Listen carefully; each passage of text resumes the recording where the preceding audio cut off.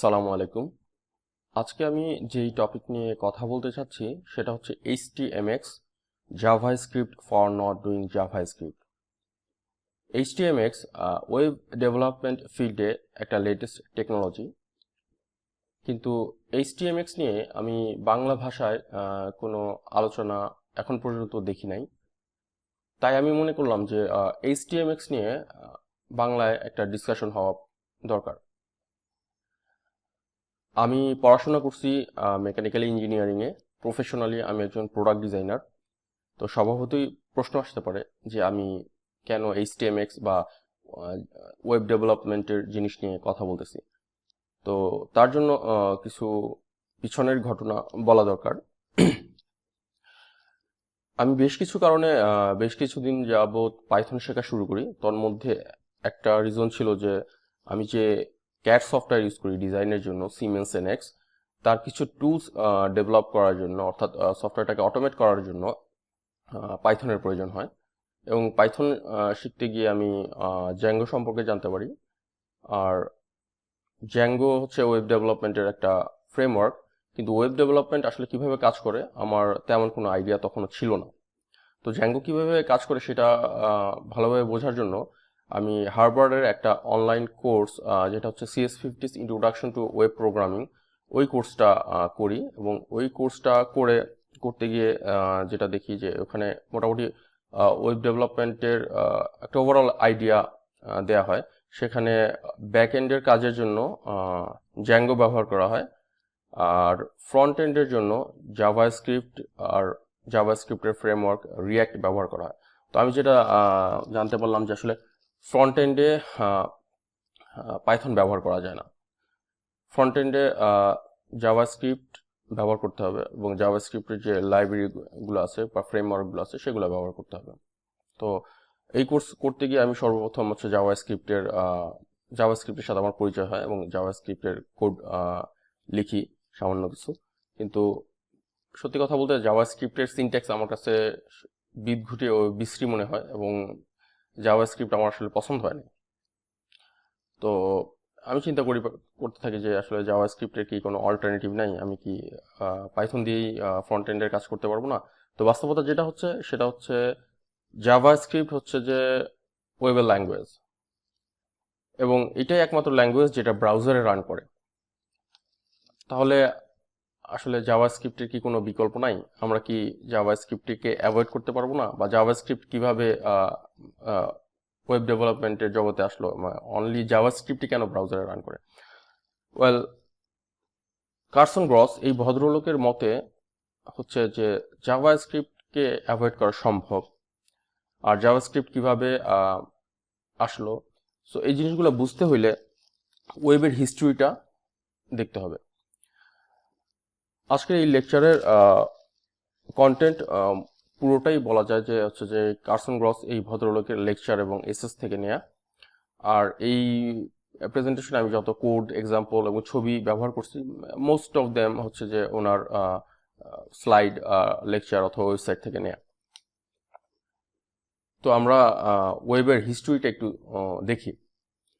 So ওয়েবের জন্মটা হয় 1989 সালে Tim Berners Lee এর হাত ধরে, কিন্তু এর ওয়েব ডেভেলপমেন্টের প্রচলনটা ধরা যায় যে 90-এর দশকের মাঝামাঝি সময় থেকে। আর ওয়েব ডেভেলপমেন্ট যেই আইডিয়াটাকে কেন্দ্র করে গড়ে ওঠে সেটা হচ্ছে hyper media. So hyper media কি? আমরা যখন কোনো একটা ওয়েব পেজে যাই, আমরা সেখানে অনেক ধরনের লেখা দেখতে পাই, অনেক ধরনের ছবি, অডিও, ভিডিও ফাইল থাকে। সেখানে কিছু কিছু লেখা থাকে যেখানে ক্লিক করে আমি অন্য একটা পেজে যাইতে পারি এবং সেখানে গিয়ে আরো অনেক ইনফরমেশন পাইতে পারি। সো এই লেখাগুলা যেগুলোকে ক্লিক করে আমি অন্য পেজে যাচ্ছি সেগুলোকে বলা হচ্ছে হাইপার টেক্সট। এবং এই হাইপার টেক্সটের মধ্যে যে লিঙ্কটা অ্যাড করা থাকে, যার মাধ্যমে আমি অন্য পেজে যাচ্ছি, সেই লিঙ্কটাকে বলা হচ্ছে হাইপার লিঙ্ক।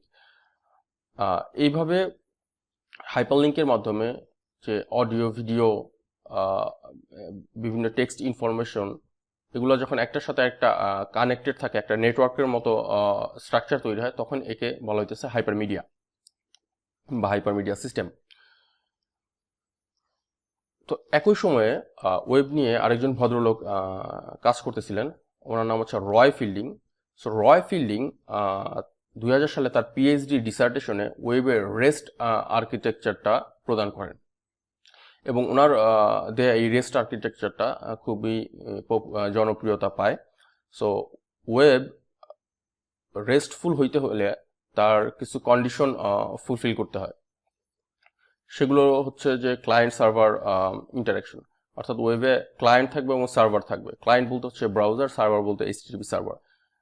এছাড়া আরও কিছু পয়েন্ট হচ্ছে যে স্টেটলেস হইতে হবে, ক্যাশেবল হইতে হবে, লেয়ার্ড হইতে হবে, এবং সবচেয়ে গুরুত্বপূর্ণ যে পয়েন্টটা মানে আমাদের এই ডিসকাশনের সাথে রিলেটেড সেটা হচ্ছে ইউনিফর্ম ইন্টারফেস। অর্থাৎ ওয়েব রেস্টফুল হইতে হইলে, অর্থাৎ রেস্ট আর কন্ডিশন ফুলফিল করতে হইলে ওয়েবের ইউনিফর্ম ইন্টারফেস থাকতে হবে। সো ইউনিফর্ম ইন্টারফেস কি সেটা নিয়ে আমরা একটু পরে ডিসকাস করব।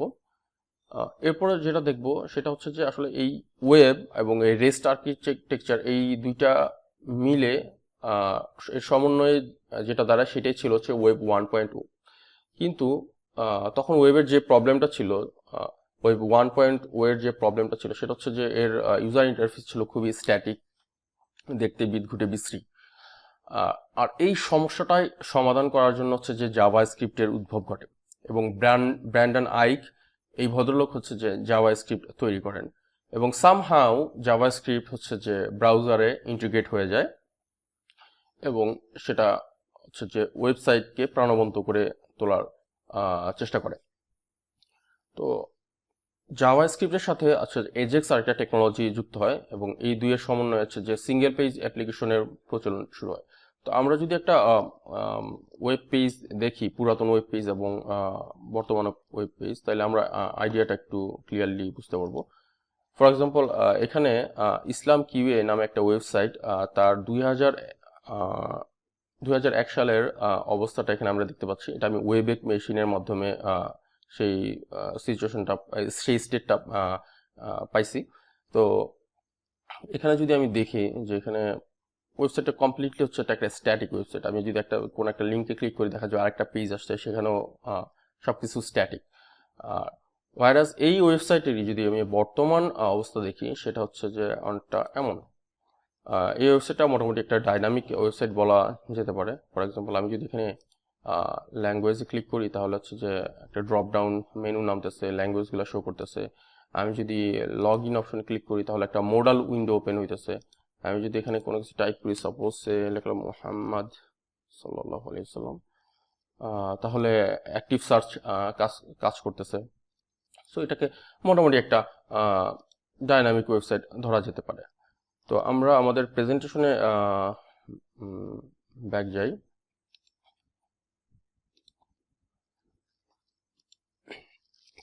তো এর পরবর্তীতে যেটা হয় যে এই সিঙ্গেল পেজ অ্যাপ্লিকেশন খুবই পপুলারিটি লাভ করে এবং অনেক ধরনের জাভাস্ক্রিপ্টের ফ্রেমওয়ার্কের উদ্ভব হয়, যারা এই সিঙ্গেল পেজ অ্যাপ্লিকেশনগুলো ডেভেলপ করতে সহায়তা করে। এবং এক্ষেত্রে ওয়েব যেভাবে কাজ করে সেটা হচ্ছে যে ব্যাকএন্ড থেকে হচ্ছে যে রেসপন্স বা তথ্যগুলোকে হচ্ছে জেসন আকারে হচ্ছে যে ফ্রন্ট এন্ডে পাঠানো হয় এবং ব্রাউজারে অবস্থিত যে ফ্রন্ট এন্ডের ফ্রেমওয়ার্ক, জাভাস্ক্রিপ্টের যে ফ্রেমওয়ার্ক, সেটা হচ্ছে যে এই জেসন ডাটাটাকে পার্স করে, ম্যানিপুলেট করে এবং হচ্ছে যে এইচটিএমএল ফাইল জেনারেট করে, আলটিমেটলি হচ্ছে কি ইউজার ইন্টারফেস জেনারেট করে। এবং এই ফ্রেমওয়ার্কগুলো অনেক মানে এই ফ্রেমওয়ার্কগুলোর মাধ্যমে চমৎকার হচ্ছে যে ওয়েবসাইট তৈরি হওয়া শুরু করে। কিন্তু এই জাভাস্ক্রিপ্টের যে ডাউন সাইড সেটা হচ্ছে যে এটার ডিফিকাল্ট সিনট্যাক্স। আর হচ্ছে যে সূক্ষ্ম একটা চাপ কাজ করে যেন ব্যাকএন্ডেও একজন ওয়েব ডেভেলপার জাভাস্ক্রিপ্ট ব্যবহার করে। কারণ স্বভাবতই একটা মানুষ যদি ওয়েব ডেভেলপমেন্ট শুরু করতে চায়, সে চিন্তা করবে আমি কেন দুইটা ল্যাঙ্গুয়েজ শিখতে যাব, আমি তো একটা ল্যাঙ্গুয়েজ শিখলেই পারি। যদি আমার জাভাস্ক্রিপ্টই ফ্রন্ট এন্ড ইউজ করে করা লাগে, তাহলে আমি ব্যাক এন্ডেও জাভাস্ক্রিপ্ট ব্যবহার করবো। সো এই সূক্ষ্ম চাপ কিন্তু একটা কাজ করে এবং সেটা আসলে এই ছবিটার মাধ্যমে, এই মিমটার মাধ্যমে খুব সুন্দরভাবে ফুটাইয়া তোলা হয়েছে। এখন আমার কথা হচ্ছে যে আসলে এই জাভাস্ক্রিপ্টটা অ্যাভয়েড করার উপায় কি। সো কার্সন গ্রসের কথা অনুযায়ী যে এর সলিউশনটাও আছে যে ওয়েবের অরিজিনাল আর্কিটেকচারের মধ্যে নিহিত। তো ওয়েবের অরিজিনাল আর্কিটেকচারটা যদি আমরা একটু দেখি, অর্থাৎ রেস্ট আর্কিটেকচারটা যদি আরেকটু দেখি, যেটা নিয়ে আমরা বলছি যে একটু পরে ডিসকাস করবো, সেটা হচ্ছে যে আমরা বলছিলাম যে ওয়েব রেস্টফুল হইতে হইলে তার ইউনিফর্ম ইন্টারফেস থাকতে হবে। সো ইউনিফর্ম ইন্টারফেস ওয়েবের তখনই থাকবে যখন আরও কয়েকটা কনস্ট্রেন্ট ফুলফিল হবে। তার মধ্যে প্রথম হচ্ছে যে রিসোর্স আইডেন্টিফিকেশন ইন রিকোয়েস্ট। আমি যখন ব্রাউজার থেকে সার্ভারে রিকোয়েস্ট পাঠাবো এবং কোনো একটা তথ্যের জন্য, সেই তথ্যের আইডেন্টিফিকেশনটা আমার সেই ব্রাউজারের রিকোয়েস্টের মধ্যে থাকতে হবে। এটা হচ্ছে ফার্স্ট পয়েন্ট। সেকেন্ড পয়েন্ট হচ্ছে যে ব্রাউজার সার্ভার আমি যে তথ্যটা চাচ্ছি সেই তথ্যটাকে কোনো একটা আকারে তো পাঠাবে আমার কাছে, ব্রাউজারের কাছে। সো সেই আকার বা রিপ্রেজেন্টেশনের মধ্যে সেই তথ্যকে ম্যানিপুলেট করার অপশনও থাকতে হবে। থার্ড যে পয়েন্টটা সেটা হচ্ছে যে ব্রাউজার যে রিপ্রেজেন্টেশনটা পাঠাবে সেটা হচ্ছে সেলফ ডেসক্রিপটিভ হইতে হবে। ফোর্থ অপশন হচ্ছে যে আমি যখন সার্ভার থেকে যে তথ্যটা আসবে সেটাকে ম্যানিপুলেট করব, অর্থাৎ আমার ইনফরমেশন একটা স্টেট থেকে অন্য স্টেটে যাবে, সেটা হাইপার মিডিয়ার থ্রুতে হইতে হবে। এখন এই কথাগুলো হয়তো আমরা নাও বুঝতে পারি, কিন্তু একটা এক্সাম্পলের সাহায্যে যদি দেখি তাহলে আমরা সবাই এটা বুঝতে পারবো। সাপোজ আমি কোনো একটা ওয়েবসাইটে আমি বেশ কিছু কন্ট্যাক্ট সেভ করে রাখছি। এখন আমি জো ব্লো নামে কোনো এক ব্যক্তির কন্ট্যাক্ট যেটা সেভ করে রাখছি, সেটার ইনফরমেশনটা আমি যদি রিটাইপ করতে চাই, আমি সেটার জন্য example.com/contacts/42 হ্যাঁ এই লিঙ্কে ভিজিট করলাম। তো এই লিঙ্কে যখন আমি রিকোয়েস্ট পাঠাইলাম, তখন সার্ভার যেটা করলো সেটা হচ্ছে যে আমাকে একটা HTML ফাইল পাঠাইলো। আর HTML ফাইল পাওয়া মাত্রই ব্রাউজার হচ্ছে সেটাকে রেন্ডার করে আমাকে এইভাবে দেখাইলো। এখন ব্রাউজারের কাজই হচ্ছে যে HTML ফাইলকে রেন্ডার করা। এখন দেখেন যে HTML ফাইলটা পাঠাইছে, আমরা দেখতে পাচ্ছি যে সেখানে বেশ কিছু অ্যাঙ্কর ট্যাগ আছে, সেখানে হাইপার লিঙ্ক বা হাইপার মিডিয়া কন্ট্রোলের কথা উল্লেখ আছে, যেগুলোকে ব্রাউজার আমাকে এখানে লিঙ্ক হিসেবে শো করতেছে। তো আমি যে রিকোয়েস্টটা পাঠাইছি সার্ভারের কাছে যে ইউআরএল এর থ্রুতে, সেখানে দেখেন লেখা আছে /contract/42।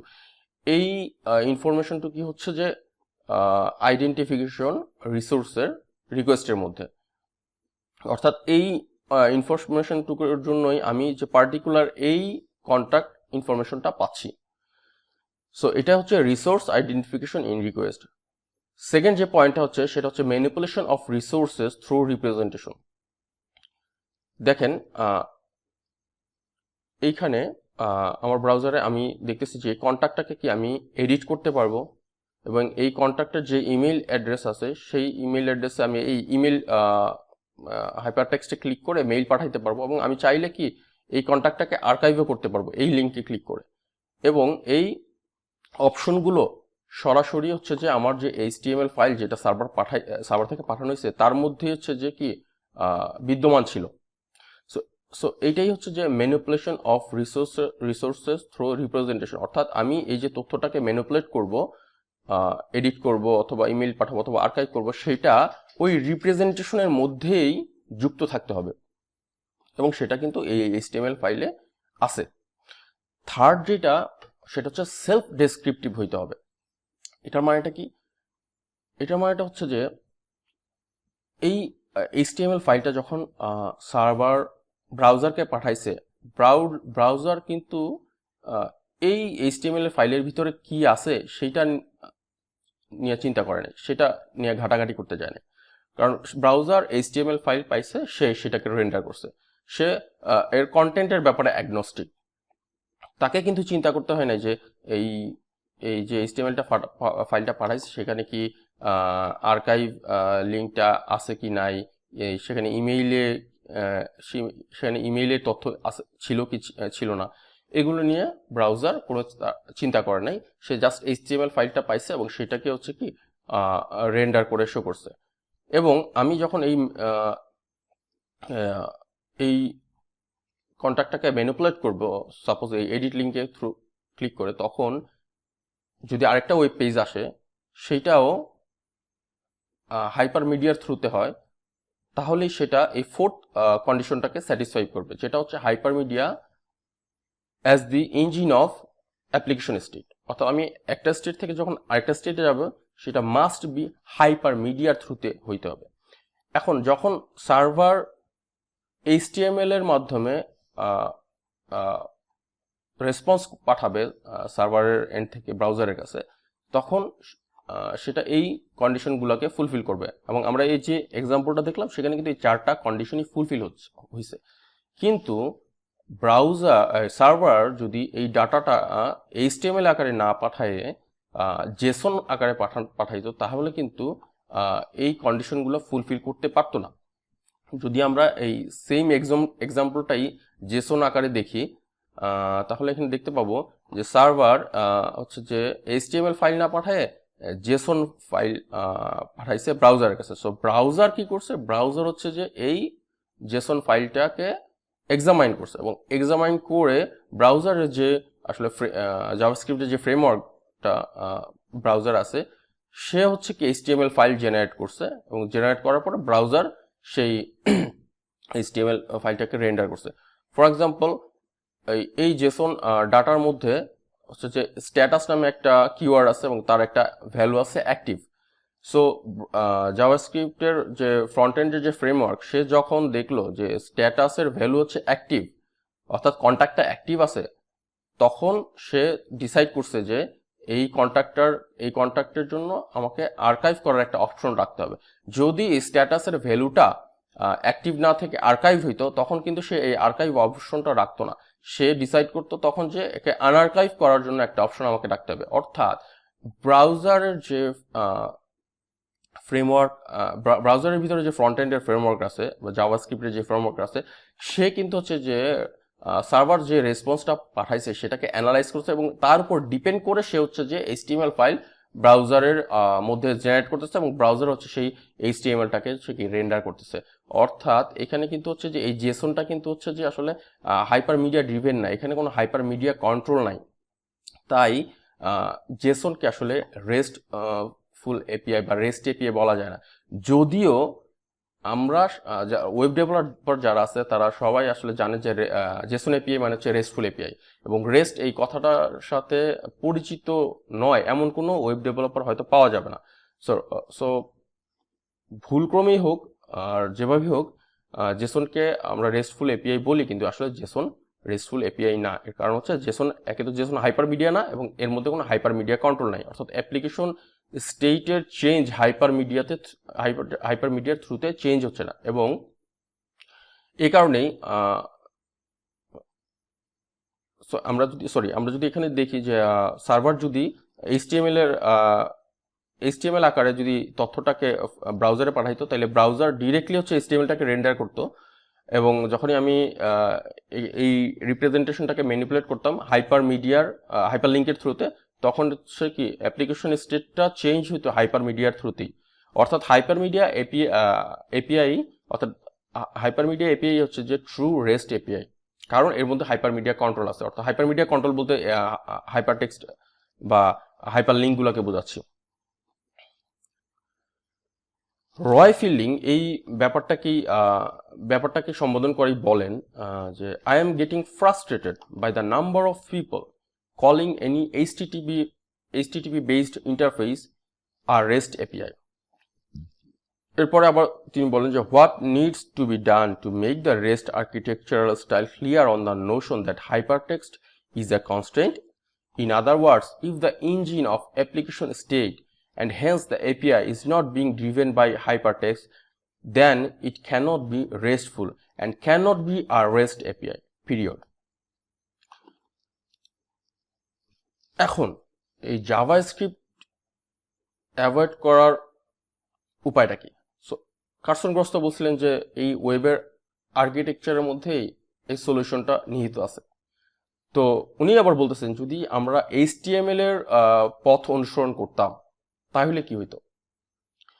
কিন্তু আমরা যদি HTML যদি জেসনের পরিবর্তে HTML দিয়ে হচ্ছে যে ব্যাকএন্ড থেকে ফ্রন্ট এন্ডে ডাটা পাঠাই, সেক্ষেত্রে তো আমরা দেখতে পাচ্ছি যে আমাদের ওয়েবের ইন্টারফেসটা হচ্ছে স্ট্যাটিক থাকতেছে, ডাইনামিক থাকতেছে না। হ্যাঁ, তো কার্সন গ্রেস যেটা বলছেন যে HTML এর যেভাবে ইভলভ হওয়ার দরকার ছিল, যেভাবে আপডেট হওয়ার দরকার ছিল, সেইভাবে HTML আপডেট হয় নাই।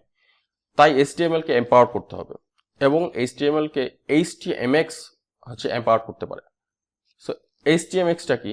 HTMX হচ্ছে জাভাস্ক্রিপ্টের একটা লাইব্রেরি, যেটা হচ্ছে যে জাভাস্ক্রিপ্টে কোনো কোড লেখা ব্যতীত মডার্ন ইউজার ইন্টারফেস তৈরিতে সহায়তা করে।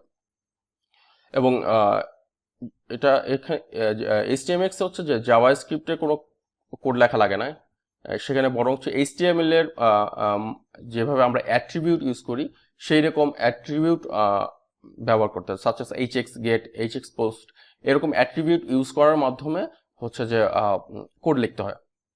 এবং এটা হচ্ছে যে এই HTMX হচ্ছে HTML এর ক্যাপাবিলিটি যে এটাকে হচ্ছে এক্সটেন্ড করে। আর এই HTMX হচ্ছে যে কার্সন গ্রোস যে ভদ্রলোক, তিনি হচ্ছে এই HTMX এর নির্মাতা। তো এখন HTMX ব্যবহার করলে আমি বেনিফিট কি পাবো? সো HTMX ব্যবহার করলে যেটা বেনিফিট হবে, আমাকে জাভাস্ক্রিপ্টে ফার্স্ট অফ অল আমাকে জাভাস্ক্রিপ্টে কোনো কোড লিখতে হচ্ছে না। সেকেন্ড, যে আমার এপিআই এর কোনো ভার্সনিং মেনটেন করতে হতেছে না। আমি যদি জেসন ফাইলকে ব্যাকএন্ড থেকে রেসপন্সকে জেসন আকারে ট্রান্সফার করি, সেক্ষেত্রে আমাকে এই এপিআই এর ভার্সন মেনটেন করতে হবে। কারণ আমার কখনো যদি এপিআই চেঞ্জ হয়, সেক্ষেত্রে ক্লায়েন্ট সাইড যদি আপডেট না হয়, ক্লায়েন্ট সাইড কিন্তু ব্রেক করে যাবে। কিন্তু আমি যদি জেসন হিসেবে ডাটা না প্রেরণ করে এইচটিএমএল বা হাইপার মিডিয়া হিসেবে ব্যাকএন্ড থেকে ডাটা ফ্রন্ট এন্ডে পাঠাই, তাহলে সেই হাইপার মিডিয়াটাই হচ্ছে ফ্রন্ট এন্ড। সো সেখানে আমার আর কোনো এপিআই মেনটেন করতে হইতেছে না। আর এইচটিএমএস কে যে কোনো ব্যাকএন্ড ল্যাঙ্গুয়েজের সাথে ব্যবহার করা যায়, এবং হাউল স্ট্যাক আমরা ইউজ করতে পারবো। হাউল স্ট্যাকটা কি? হাউল স্ট্যাক হচ্ছে এইচটিএমএক্স অন হোয়াট এভার ল্যাঙ্গুয়েজ। এই নামটা হচ্ছে কার্সন গ্রস নিজে প্রদান করছেন। আর ফাইনালি যেটা হচ্ছে যে একটা প্রেশার কাজ করে যে ব্যাকএন্ডেও জাভাস্ক্রিপ্ট ব্যবহার করার জন্য, সেই প্রেশারটা কিন্তু আর কাজ করে না। কারণ হচ্ছে যে আমার ফ্রন্ট এন্ডে আর জাভাস্ক্রিপ্টে কোড লিখতে হচ্ছে না। আমি ব্যাক এন্ডে যে কোনো ল্যাঙ্গুয়েজ ইউজ করে ফ্রন্ট এন্ড হচ্ছে যে এইচটিএমএল এর মতো এইচটিএমএক্স এর কোড লিখতে পারতেছি। সো আমি যে কোনো ল্যাঙ্গুয়েজ ব্যাক এন্ডে ইউজ করতে পারতেছি, এবং ফ্রন্ট এন্ডে আমার জাভাস্ক্রিপ্ট ব্যবহার করতে হইতেছে না। সো আমার ওই প্রেশারটাও আর থাকতেছে না। এবং এই জিনিসটাই হচ্ছে যে এই মিমটার সাহায্যে খুব সুন্দরভাবে ফুটায় তোলাইছে, যেখানে দেখা যাইতেছে যে একজন রেসলার যে হচ্ছে ফ্রন্ট এন্ড ডেভসদের রিপ্রেজেন্ট করতেছে, সে আসতেছে এই চিন্তা করে যে একটা সময়ে সকল ব্যাক এন্ড ডেভেলপারই হয়তো জাভাস্ক্রিপ্টে শিফট করতে বাধ্য হবে। আর পিছনে হচ্ছে যে আন্ডারটেকার দাঁড়ায় আছে, যে হচ্ছে HTMX কে রিপ্রেজেন্ট করতেছে। আমরা HTMX এর একটা এক্সাম্পল দেখি। আমরা যদি এই এক্সাম্পলটা দেখি, যেখানে হচ্ছে এখানে একটা কন্ট্যাক্ট আছে, কন্ট্যাক্টের ইনফরমেশন আছে, যেটাকে হচ্ছে যে আমি এডিট করতে যাচ্ছি এবং আপডেট করতে যাচ্ছি। এখন যদি আমি এটাকে এডিট করতে চাই, নর্মালি আমরা কি জানি, সেক্ষেত্রে যদি এটা সিঙ্গেল পেজ অ্যাপ্লিকেশন হিসেবে কাজ করাইতে চাই, অর্থাৎ এটাকে আমি যদি রিফ্রেশ না করাতে চাই, সেক্ষেত্রে আমাকে এখানে হচ্ছে যে জাভাস্ক্রিপ্টের যে কোনো ফ্রেমওয়ার্ক ইউজ করতে হবে। কিন্তু এখানে আসলে জাভাস্ক্রিপ্টের কোনো ফ্রেমওয়ার্ক না ইউজ করে শুধুমাত্র এইচটিএমএক্স এর কোডের সাহায্যে ডাইনামিক, ইন্টারঅ্যাক্টিভ এবং সিঙ্গেল পেজ অ্যাপ্লিকেশনের ন্যায় কাজ করা হয়েছে। আমরা একটু দেখি যে এই যে এখানে যে ইনফরমেশনটা আছে, সেটার কোড হচ্ছে যে এইটুকু, এই HTML অংশটুকু।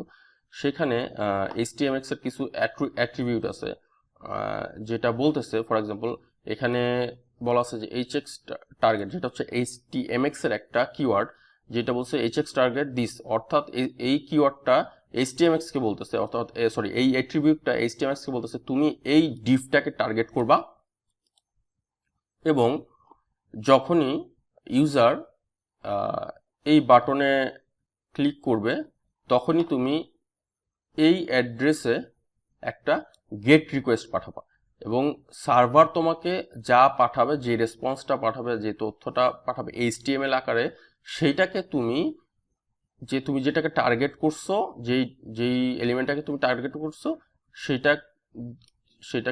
সেটার সাথে সোয়াপ করে দিবা, কমপ্লিটলি সেটার সাথে সোয়াপ করে দিবা। তো আমরা দেখি যে যদি আমরা এখন দেখবো যে আমরা যখন এটাতে ক্লিক করব, তখন হচ্ছে সার্ভারে একটা গেট রিকোয়েস্ট পাঠাবে HTMX, এবং সার্ভার যে জিনিসটা পাঠাবে সেটাই এখানে হচ্ছে যে রিপ্লেস হয়ে যাবে। আমি যদি ক্লিক করলাম, আমি দেখতেছি যে এখানের অংশটুকু কি চেঞ্জ হয়ে গেছে। আমি যখন ক্লিক করছি তখন হচ্ছে যে সার্ভারের কাছে রিকোয়েস্ট পাঠাইছে, সার্ভার হচ্ছে এই ফর্মটা পাঠাইছে, এবং সেটার কোডটা হচ্ছে যে এইটা। এবং এখানে হচ্ছে সম্পূর্ণ কোডটা নাই, সম্পূর্ণ কোডটা এখানে আছে, এবং সেটা হচ্ছে যে এই অংশটুকুর কোড। এবং সেখানে বলা আছে যে যে ফর্মটা পাঠানো হয়েছে সেই ফর্মের মধ্যে HTMX এর একটা অ্যাট্রিবিউট আছে, যেটা হচ্ছে যে hxput। অর্থাৎ এখানে বলা হইতেছে যে এই ফর্মটাকে যখন ইউজার সাবমিট বাটনে ক্লিক করে সাবমিট করবে, এখানে যখন সাবমিট বাটনে ক্লিক করে সাবমিট করবে, তখন তুমি এই অ্যাড্রেসে একটা পুট রিকোয়েস্ট পাঠাবা। আর তুমি এই hx টার্গেট অ্যাট্রিবিউটের মাধ্যমে বলছে যে তুমি এই ফর্মটাকে টার্গেট করবা, এবং সার্ভার তোমাকে যে রেসপন্সটা পাঠাবে সেইটাকে তুমি এই ফর্মের যে এই ফর্মটাকে রিপ্লেস করে দিবা। এবং সেটা হচ্ছে যে hx swap কিওয়ার্ড দিয়ে বোঝাচ্ছে। যদি আমি দেখি, আমি যদি এখানে তথ্যগুলো ইনফরমেশনগুলো চেঞ্জ করি, ফর এক্সাম্পল আমি লিখলাম নাহিদ, আমার নামই দিলাম,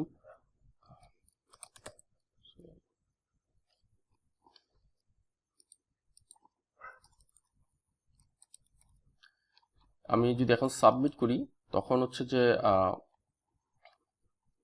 HTML সার্ভারে হচ্ছে যে একটা পুট রিকোয়েস্ট পাঠাইছে, এবং সার্ভার যে রেসপন্স করছে, অর্থাৎ সার্ভার হচ্ছে ডাটাটাকে সেভ করে আবার হচ্ছে যে সেই ডাটাটাকে হচ্ছে ফ্রন্ট এন্ডে পাঠাইছে, এবং HTML সেই ডাটাটাকে এখানে রিপ্লেস করে দিছে। আবার এখানে আরেকটা দেখেন যে এখানে একটা ক্যান্সেল যে বাটন আছে, ক্লিক টু এডিটে ক্লিক করলে এখানে একটা ক্যান্সেল বাটন আসবে। সেখানে বলা আছে যে যে যদি ইউজার সাবমিট বাটনে ক্লিক না করে ক্যান্সেল বাটনে ক্লিক করে, হ্যাঁ, তাহলে তুমি হচ্ছে যে আগের ডাটাটাই এখানে সার্ভারে রিকোয়েস্ট করে আগের ডাটাটা নিয়ে এই জায়গাটা রিপ্লেস করে দিবে। ফর এক্সাম্পল আমি আমার নাম না দিয়ে অন্য কিছু লিখলাম, হাবিজাবি কিছু একটা, হ্যাঁ, আর এখন আমি সাবমিট না করে ক্যান্সেল যদি করে দিই, তাহলে আমি দেখবো যে আমি একটু আগে যেই ডাটাটা সেভ করছি সেটাই আবার সার্ভার থেকে ব্যাক আসবে, এবং সেটাই এখানে শো করবে। সো ফর এক্সাম্পল ক্যান্সেল দিলাম, হ্যাঁ, আমার আগের ডাটাটাই কিন্তু এখানে চলে আসছে। সো আমরা দেখতে পাচ্ছি যে HTMX এর সাহায্যে এরকম ডাইনামিক ইন্টারেক্টিভ ওয়েব পেজ খুব সহজেই কি রেডি করা যাচ্ছে। আমরা আমাদের প্রেজেন্টেশনে যদি ব্যাক যাই,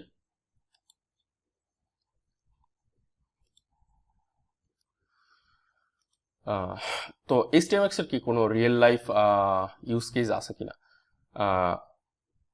2022 সালে জ্যাঙ্গোকনে ডেভিড গুলিয়ট এই ভদ্রলোক একটা লেকচার দেন, যেখানে উনি HTMX নিয়ে কথা বলেন এবং দেখান যে ওনারা একটা ওয়েবসাইট ডেভেলপ করতেছিলেন।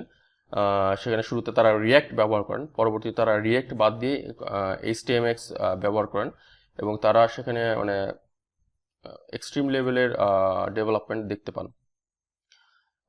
আপনারা চাইলে এই ইউটিউবে গিয়ে এই নাম ধরে সার্চ দিলে এই লেকচারটা পাবেন, এবং সেটা দেখে নিতে পারেন। চমৎকার একটা লেকচার। গত সপ্তাহ 6-7 দিন আগে JetBrains হচ্ছে যে একটা সার্ভে প্রকাশ করে জ্যাঙ্গো ইউজারদের উপরে। সেখানে দেখা যায় যে 2023 সালে জ্যাঙ্গো ইউজারদের মধ্যে 35% হচ্ছে যে রিয়্যাক্ট ব্যবহার করতেছিল, এবং 23% হচ্ছে যে HTMX ব্যবহার করতেছিল। অর্থাৎ রিয়্যাক্টকে HTMX সরাসরি হচ্ছে যে রিয়্যাক্টের সাথে HTMX সরাসরি কম্পিট করতেছে। এই জিনিসটা এই মিমটার সাথে খুব সুন্দরভাবে ফুটে উঠছে, যেখানে জ্যাঙ্গো ইউজাররা আসলে HTMX ব্যবহারের মাধ্যমে জাভাস্ক্রিপ্টের জটিলতা থেকে আর কি মুক্তি পাচ্ছে। সো ফাইনালি হচ্ছে যে HTMX কোথায় ইউজ করা উচিত হবে না? যদি স্প্রেডশিট এর মতো কোনো অ্যাপ ডেভেলপ করতে হয় সেখানে HTMX ইউজ করা উচিত হবে না। প্লাস হচ্ছে যে যদি আমি এমন কোনো গেম ডেভেলপ করতে চাই যেটা ব্রাউজারে রান করবে, সেক্ষেত্রেও HTMX ব্যবহার করা উচিত হবে না। সো এছাড়া HTMX ছাড়াও আরও কিছু টুল আছে যারা সিমিলার ফিলোসফিতে কাজ করতেছে। ফর এক্সাম্পল অ্যালপাইন JS চমৎকার একটা টুল, প্লাস হাইপার স্ক্রিপ্ট আছে। হাইপার স্ক্রিপ্ট কার্সন হাইপার স্ক্রিপ্টও হচ্ছে যে কার্সন গ্রস যে ভদ্রলোকের কথা বলতেছিলাম তিনিই হচ্ছে এর নির্মাতা। তো আপনারা চাইলে এই টুলসগুলো এক্সপ্লোর করে দেখতে পারেন। তো ফাইনাল পয়েন্ট হচ্ছে যে আমরা আসলে জাভা স্ক্রিপ্ট থেকে হয়তো কমপ্লিটলি কখনো মুক্তি পাবো না, কারণ এটাই একমাত্র ল্যাঙ্গুয়েজ যেটা ব্রাউজারে রান করে এখন পর্যন্ত। কিন্তু আমরা অবশ্যই অনেকখানি জাভাস্ক্রিপ্টকে অ্যাভয়েড করতে পারবো। So at the same time আসলে আমাদের জাভাস্ক্রিপ্টও শিখতে হবে যদি কেউ ওয়েব ডেভেলপমেন্টে ক্যারিয়ার করতে চায়। তো আমি যে কথাগুলো বলছি সেই সবগুলোর সোর্সের লিঙ্ক এখানে দেয়া আছে, আপনারা চাইলে এখান থেকে চেক করতে পারেন। এতক্ষণ পর্যন্ত যারা ধৈর্য ধরে কথাগুলো শুনছেন সবাইকে ধন্যবাদ। তবে যেহেতু ওয়েব ডেভেলপমেন্ট আমার ফিল্ড না, এখানে আমার এক্সপার্টিসও নাই, তো আমার আন্ডারস্ট্যান্ডিংয়ে কোনো ভুল থাকতে পারে। প্লাস হচ্ছে যে যেহেতু আমি বুঝতেও ভুল করতে পারি, হয়তো কোনো কিছুতে যা কিছু বললাম সেগুলো বোঝাইতেও ভুল করতে পারি। সো যদি কোনো ভুল করে থাকি সেটা আপনারা মেনশন করতে পারেন, ইনশাল্লাহ আমি শুধরাই নেব। তো আজকে এই পর্যন্তই, ধন্যবাদ, সালামু আলাইকুম।